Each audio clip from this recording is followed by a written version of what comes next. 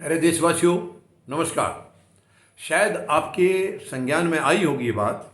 एक बहुत बड़ा फर्जीवाड़ा एम्स के अंदर मिला था 13.80 करोड़ का। उसकी काफ़ी गहनता से छानबीन चली है और अब पता लगा है, इस वक्त आकर के पता लगा है कि स्नेह रानी गुप्ता प्रीतमपुरा की एक महिला हैं, इनकी कंपनी है।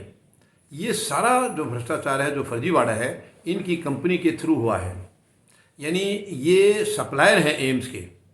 इनकी कंपनी जो है एम्स की सप्लायर है और बहुत सारा सामान पहुंचा ही नहीं है, वहाँ गया ही नहीं है, सप्लाई दिया ही नहीं है, केवल बिल गया और बिल को पास करा के और वो पैसा इनके अकाउंट में आ गया है।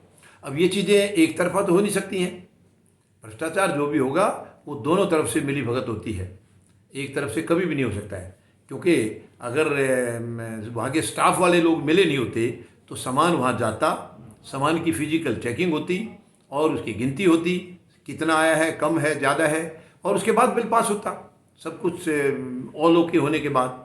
लेकिन स्टाफ की मिली भगत थी, इसलिए सामान वहाँ पहुँचा नहीं है, केवल बिल गया है और बिल को पास करके सामान को रिसीव्ड वगैरह करके जो भी है, इन्होंने कुछ तो सबूत दिए होंगे। तो अब इसकी बहुत गहनता से जांच चल रही है। और वो जो सप्लाई की जो डेट दिखा रखी है इन्होंने, देखिए कितनी चालाकी से दिखाया था।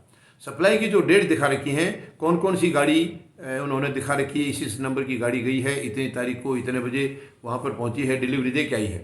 अब वो जब जांच पड़ताल पूरी बिल्कुल बारीकी से की गई है तो उस वक़्त में वो जो गाड़ियाँ थी वो दिल्ली में थी ही नहीं। जिन गाड़ियों से सप्लाई करने की बात कही गई है वो गाड़ियाँ दिल्ली से बाहर थी। देखिए कितनी बड़ी ये गिरी हुई हरकत है। ये देश हमारा है, ये सभी विभाग हमारे हैं। हम अपने देश को ही लूटेंगे तो देश कैसे कमज़ोर, मतलब ये तो मजबूत कैसे होगा, ये तो कमज़ोर होता चला जाएगा। कितनी शर्म की बात है। अच्छे रास्ते से कमाने के बहुत रास्ते हैं, बहुत रास्ते हैं जो सही तरीके से, तो गलत तरीके का इस्तेमाल क्यों किया जाता है? ये गलत तरीके का इस्तेमाल इसलिए किया जाता है, मैं आपको बता दूं, क्योंकि हमारी सरकार जो है, सरकारों में भ्रष्टाचार पहले से होता रहा है और लोगों को ये लगता है कि यार ये इतने बड़े बड़े मंत्री और सरकारें ये भ्रष्टाचार कर रहे हैं तो मैं क्यों नहीं कर लूँ। बस यही बीमारी है, जो नकारात्मक राजनीति है, भ्रष्ट राजनीति है, ये उसी की वजह से सारी ये गंदगी बढ़ती है देश के अंदर। अगर सरकार ईमानदार हो जाए तो किसी की हिम्मत नहीं है, किसी की औकात नहीं है कि वो 1 रुपये की भी कोई हेराफेरी कर सके। मैं चैलेंज कर सकता हूँ यहाँ, अगर जनता ने मौका दिया, फौजी जनता पार्टी जो सैनिकों ने बनाई है, ये देश की राजनीति को स्वच्छ करने के मतलब से आई है, भ्रष्टाचार मुक्त करने के मतलब से आई है। अगर देश की जनता ने मौका दिया तो मैं आपको विश्वास दिला सकता हूँ, आपको इतनी साफ सुंदर प्रशासन देखने को मिलेगा जो आपने कभी सपने में भी नहीं सोचा होगा। 1 रुपये की भी कोई भ्रष्टाचार की कोई गुंजाइश नहीं रहेगी वहाँ। ऐसे लोगों का प्रशासन के नज़दीक से भी कोई आना जाना नहीं हो सकता है। तो ये कितनी बड़ी दुख की बात है।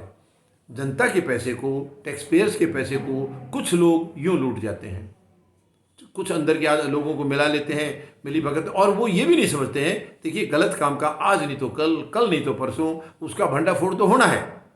तो क्यों लोग अपनी इज्जत को भी दांव पे लगाते हैं, क्यों अपने आप को सिस्टम के सामने बेचने को मजबूर हो जाते हैं? ये बहुत ही दुख की बात है। तो मुझे पूरा भरोसा है इसकी पूरी तरह से छानबीन होगी, सारे सबूत मिलेंगे और ये पैसा रिकवर भी होगा और दोषियों को बराबर सज़ा भी मिलेगी जो मिलनी चाहिए, ताकि औरों को इसका उदाहरण दिया जा सके, औरों को इससे सबक लिया जा सके। तो मुझे पूरा भरोसा है कि अब ये जांच सही तरीके से होगी और सारी चीज़ें दूध का दूध पानी का पानी होगा और गलत लोगों को, चाहे वो महकमे के हैं चाहे वो कंपनी के हैं, उनको ज़रूर सज़ा मिलेगी। धन्यवाद। जय जवान, जय किसान, जय हिंद।